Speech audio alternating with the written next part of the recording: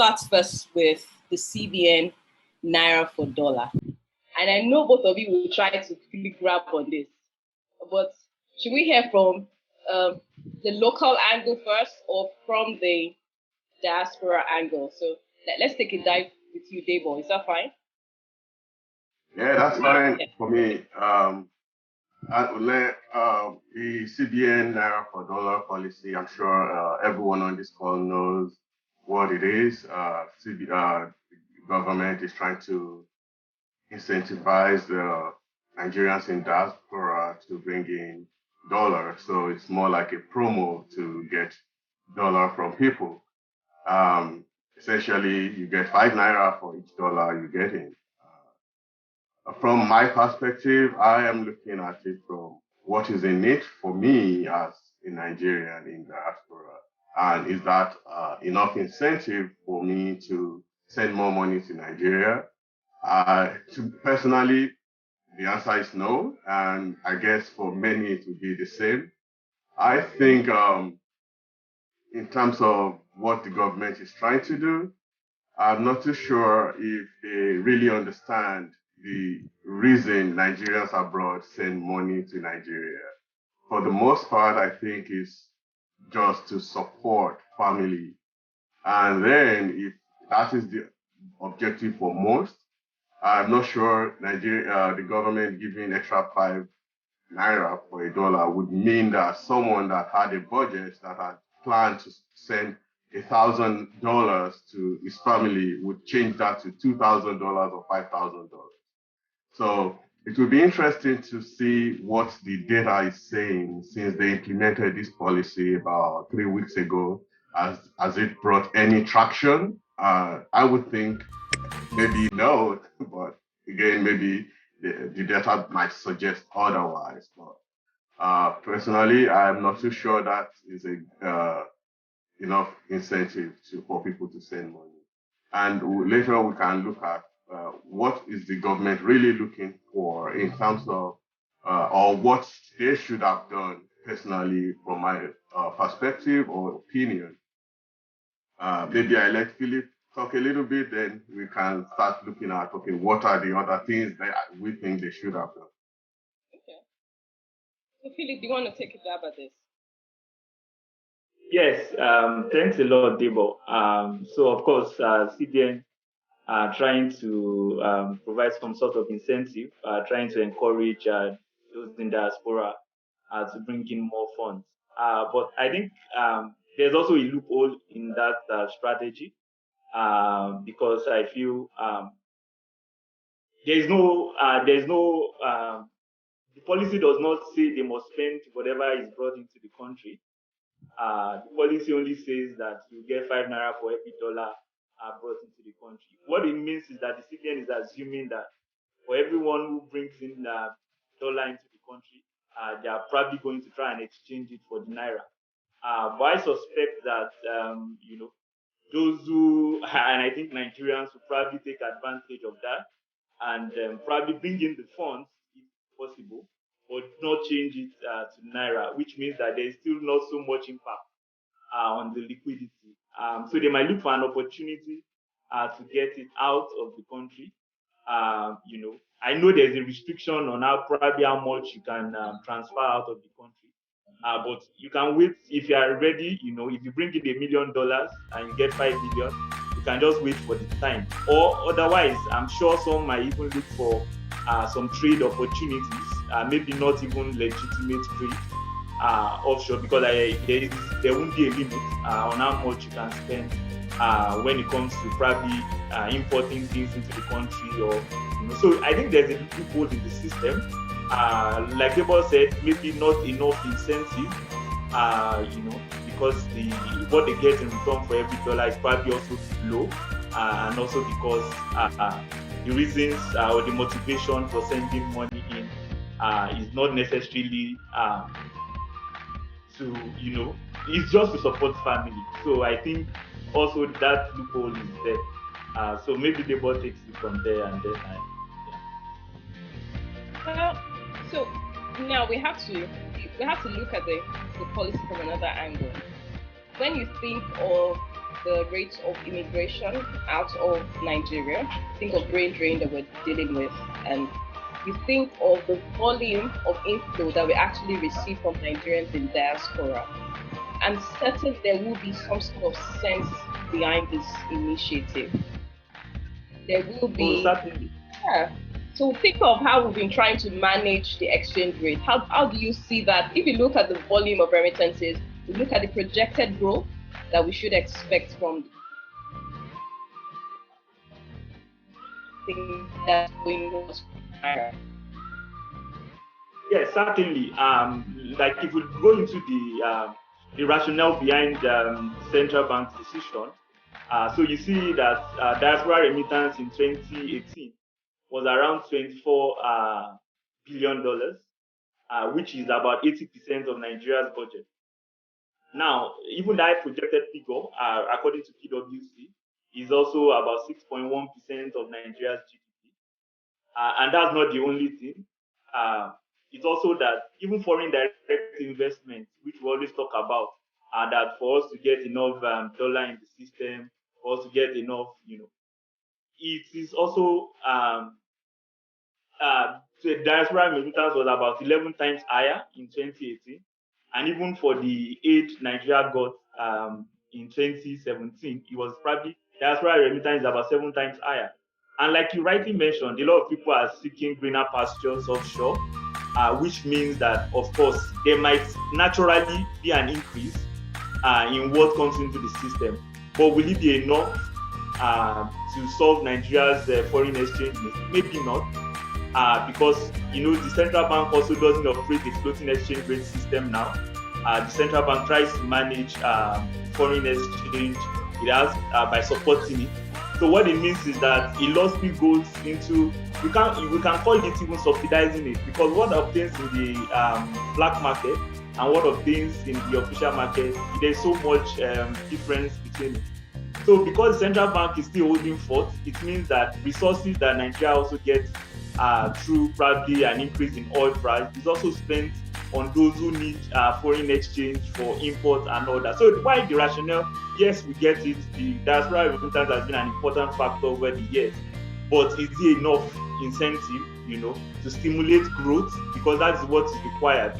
Even if some of the funds come into the country, is it enough to stimulate growth? Maybe not.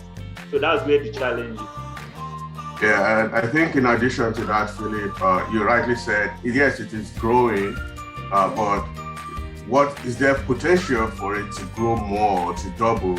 I don't think so, because there's kind of, like Fumi rightly said, you can draw like a correlation between Nigerians living in diaspora, so more like Fumi had mentioned, brain drain, which is something that used to be a subject in the past, but I think we cannot talk about that anymore if our objective is actually to increase remittances. Then we know there's a correlation between number of people living. So first, that is no more a concern, because I think Nigeria is even happy for people to live now. Then looking at, like we rightly said, the amount of money that is available to be sent back home. It's not like Nigerians are sitting on so much dollars that they don't know what to do with. They don't know what they want to do with it. So there's a limit.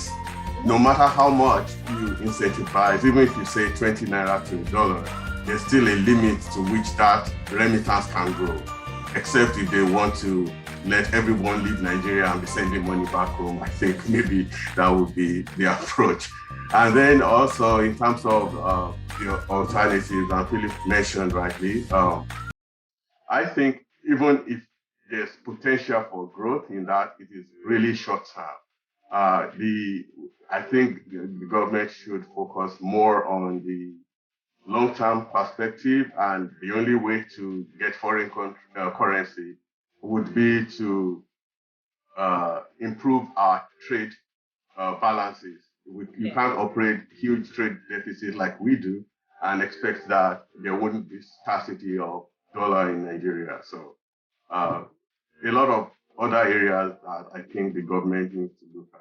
Also, again, inconsistency. You're looking at the policy of the CBN, and then you see a video of the Deputy Speaker of the House who denied a motion because the motion was brought by the thieves in America.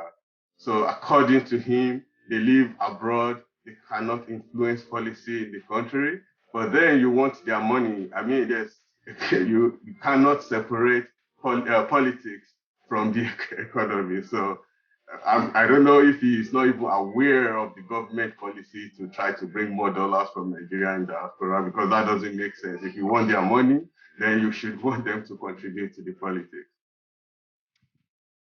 Okay, so that's an interesting spin to this.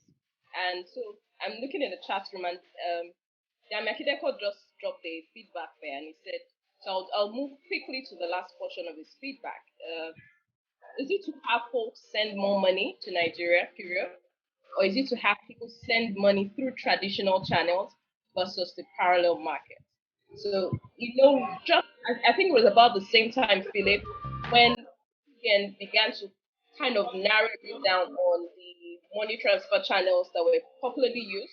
And the feedback, the system changed to say, give Nigerians in Nigeria, when they receive money from you guys in diaspora, give them the money in dollars. Don't convert the naira, because doing that action was to take away the power they had in controlling the parallel market, to say, let the basic laws of demand and supply sort of at that level, let it control what it is, while simultaneously the CBN is trying to put a system in place that manages it. Okay. And yes, we know that stems from the trade deficit we have, which is in layman terms, basically, we import more than we export. So, and all of that has impact on your exchange rate. Another thing is, we're aware that the faith the citizens of an economy or a country has in their economy also sets the tone in terms of what your exchange rate will be, because now we put a bit of leash on how the parallel market is working. But if Nigerians still feel, oh, I'm in a better position holding on to dollars into my future than I am with Naira, how can... So Dami's feedback for me is comments in the chat room sort of softly agrees with. Now I'm wondering, does he agree, or is distorting the policy? Because if I'm saying I'll give you $4 for a dollar, but then I'm saying don't take the money from parallel market, I'm not getting the correlation between the two. And I thought either of you could shed a bit more light on that.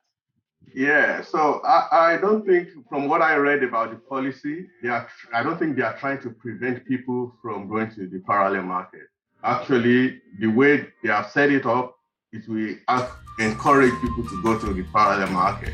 I think what they are trying to do is to make sure that there's a lot of dollars, and hoping that if the market is flooded with dollars, the rate will go down. So they are trying to increase the supply of dollars, because they changed the approach, like you rightly said, when they, I think it was Q4 last year, when they forced the IMTOs to change their method of remitting the whatever dollar comes in. A lot of those IMTOs in the past would take the dollars and then give Naira directly to the people they are giving the money to, using maybe the official rate or a rate in between the official rate and black market.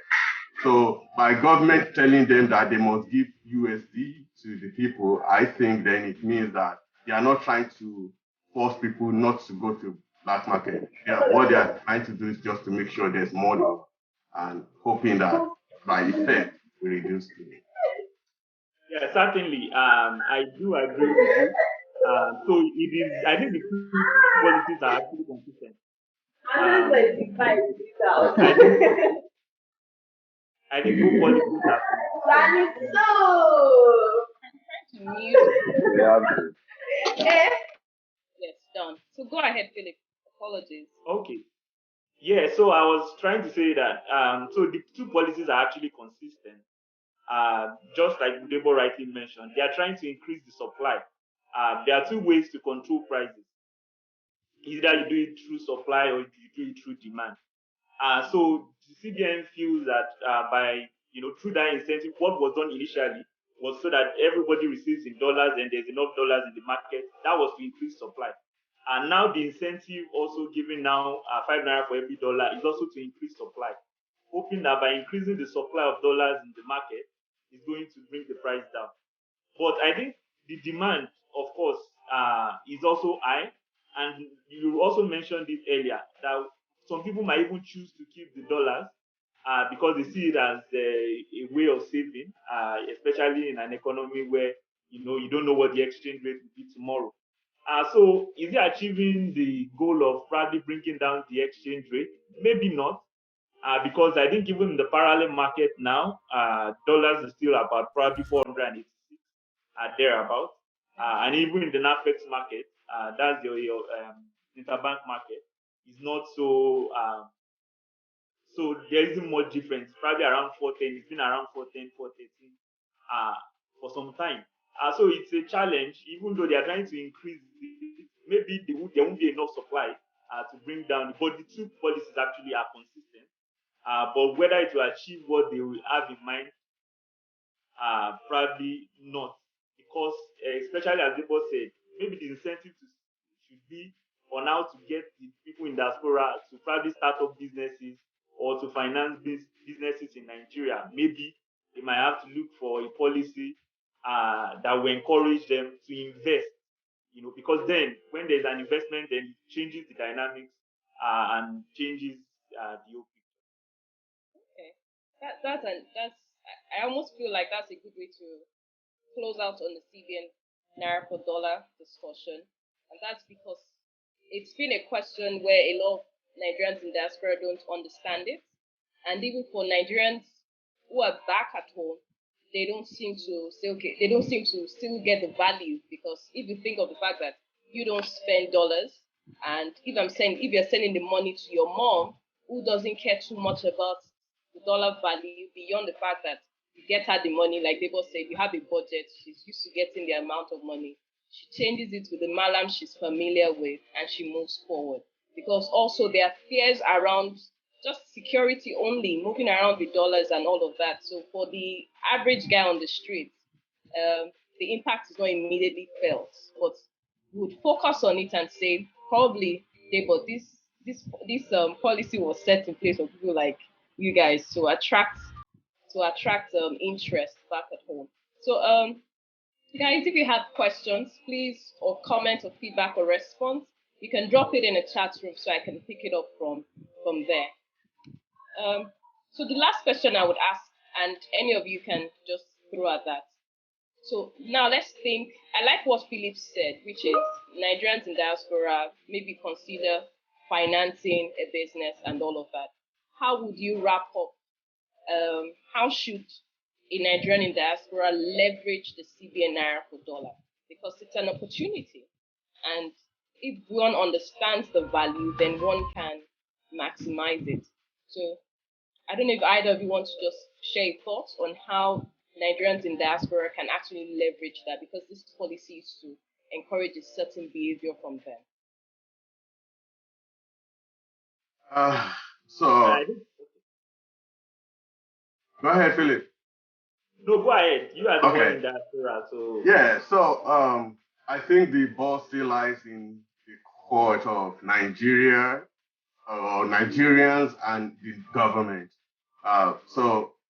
In terms of making the environment conducive for people to want to invest, one of the type of businesses that I think a lot of us are interested in is agriculture.